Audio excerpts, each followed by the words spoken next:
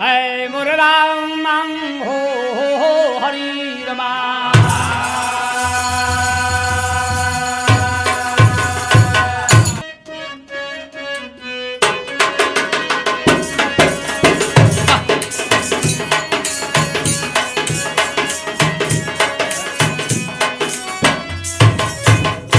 कि कितना सुंदर बाबा विश्वनाथ के काशी नगरी, कितना सुंदर बाबा विश्वनाथ के काशी नगरी, कितना सुंदर बाबा विश्वनाथ के काशी नगरी। ई त लाइन हो गल बाबू, मगर ही लाइन से कवि लिखलन। आजकल के लड़का बड़ा मन गढ़ू बान, जकरे एक लड़का बाबू मन गढ़ू बाबू, तो कवि क्या लिखे बाबू? बेशक आज काल के, बेशक आज काल के लइकन का व्यवहार बा गंदा, बेशक आज काल के लइकन का व्यवहार बा गंदा, बेशक आज काल के लइकन का व्यवहार बा गंदा, व्यवहार बा गंदा, व्यवहार बा गंदा, बेशक आज काल के लइकन का व्यवहार बा गंदा, बेशक आज काल के लइकन का व्यवहार बा गंदा। मुझ मुंडा गुंडा जस घूमा लेकर चला अपाची, मुझ मुंडा गुंडा घूमा लेकर चला अपाची, मुझ मुंडा गुंडा घूमा लेकर चला अपाची। मुंह बटला नहीं बा, अकर और सीना में दम बटला नहीं बा, लत्ता भैल बा, मुझ मुंडा गुंडा जस घूमा लेकर चला अपाची, मुझ मुंडा गुंडा घूमा लेकर चला अपाची, मुझ मुंडा गुंडा घूमा लेकर चला अपाची। शाम के बिस्की बियर पी के घरे खर्ची नहीं बा, घरे खर्ची नहीं बा, माई गई हो जावे और उनकर गुंडई देखा। शाम के बिस्की बियर पी के पान चबाल साची, पान चबाल साची रामा, पान चबाल साची, पान चबाल साची रामा, पान चबाल साची। शाम के बिस्की बियर पी के पान चबाल साची, साची चबात बान, सिगरेट उड़ावत बान, माछी में मुंह ससुर के चल जात बा, पता उनके नहीं चल बा। शाम के बिस्की बियर पी के पान चबाल साची,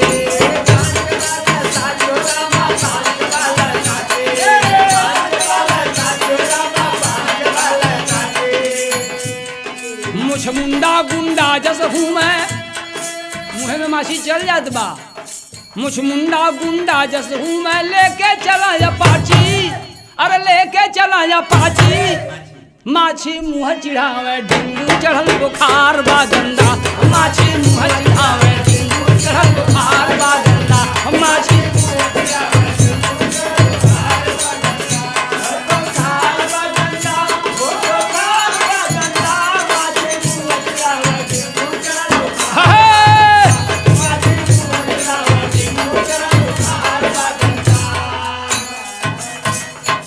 माछी मुँह चिढ़ा, माछी मुँह में चल जात भाई। अब बेराम हो गए भैया, और जाके माई बाबू कर्जा लेके दवाई करत बान, उनकर कंगल गुंडई नहीं जात बा, और डेंगू मार दे बुखार होगा, और कर्जा लेके माई बाबू दवाई कर परेशान बा। जब तनी ठीक भैलन तब उनकर सुना हाल का करतन थी, दम नहीं सर लगता भैल ना पीसा में फिस हो जाता आज का लवंडा।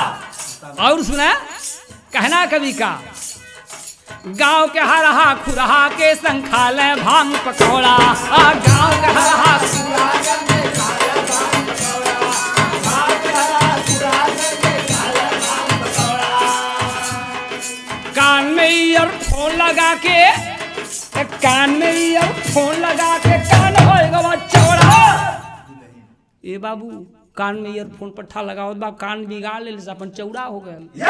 बाबू सोचलन का अकेला बेटा भाबा एकर बिया छोटहरे में अपन क दिलन, और मेहरुआ आ गई यानी बुढ़ऊ का पत्तो कलिस की तोरू का सराग दी का सरग हो का देखत ना कनवा में ईयरफोन लगा दे तो तोरू चौड़ा हो जाए मजे को सुना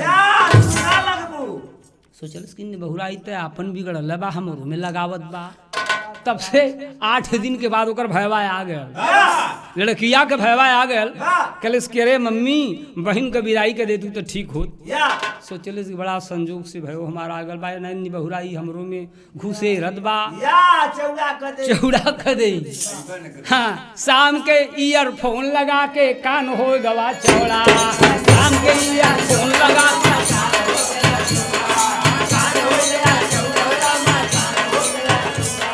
शाम के ईयरफोन लगा के अरे कान हो गवा चौड़ा। फैशन के हो आगे, फैशन के हो आगे, सजल भजल परिवार बा गंदा। फैशन के हो आगे,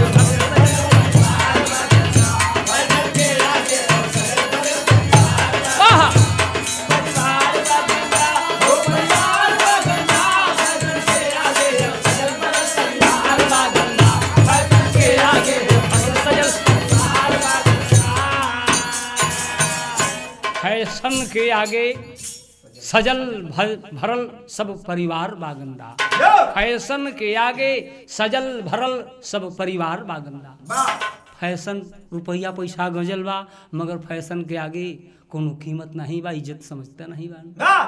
अंतिम लाइन सुने, अरे रात दिन 24 घंटा फोन में से बतियावे राम।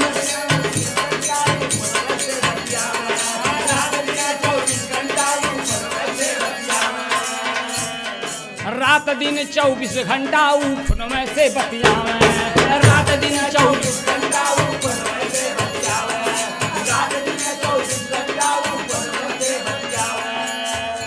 छेड़खानी में पुलिस प्रशासन, अरे छेड़खानी में पुलिस प्रशासन, अरे झोटा धाई लतियावे, अरे झोटा धाई लतियावे। राम दिन कहे झूठे की कई सरकार बा गंदा, झूठे कहे राम दिन की सरकार बा गंदा।